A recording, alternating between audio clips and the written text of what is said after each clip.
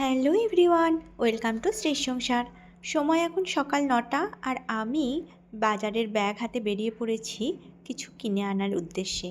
কি কিনে আনছি সেটা তোমাদেরকে এক্ষুনি দেখাবো। আজকে আমার অফ আছে, তাই ভাবলাম আজকে একটু অন্য কিছু রান্না করি। দেখো, আমি বাজার করে ফিরেই পড়েছি। বাজারে আর গিয়ে ভিডিও করা হয়নি কারণ অনেক ভিড় ছিল। দেখতে পাচ্ছ, আমি চিকেন নিয়ে এসেছি আজকে, দই চিকেন বানাবো বলে।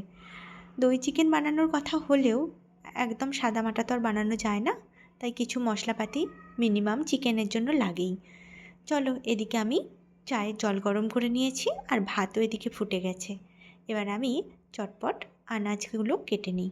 আলু, পেঁয়াজ, রসুন, আদা, টমেটো আর ধনেপাতা।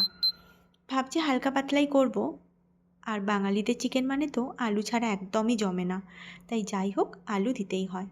একেবারে যেহেতু দুবেলার জন্য করে নেব, তাই আলু একটু বেশিই দিলাম। আর এখানে সমস্ত মশলাগুলো আমি করে রেডি করে রেখে দিয়েছি।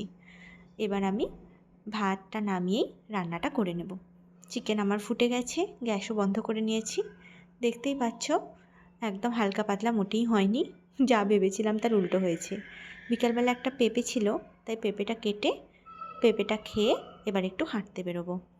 পেঁপে খেতে আমার বেশ ভালো লাগে, আর পেঁপেটা বেশ ভালো মিষ্টিও ছিল জানো, তাই এক কামড় দিয়েই বুঝেছি।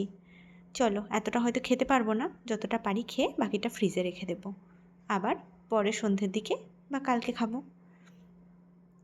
এই দেখো, সমস্ত কিছু করার পরে একটুখানি নাইটে ওয়াকের জন্য বেরিয়েছি। ছুটির দিনগুলো হাঁটতে বেশ ভালো লাগে, তার সঙ্গে যদি আবার সুন্দর হাওয়া দেয় তাহলে তো আর কোনো কথাই নেই। এদিকে দেখতে পাচ্ছ বাচ্চারা কীরকম খেলাধুলা করছে। এরা এই সময়টা খুব ভালো খেলে।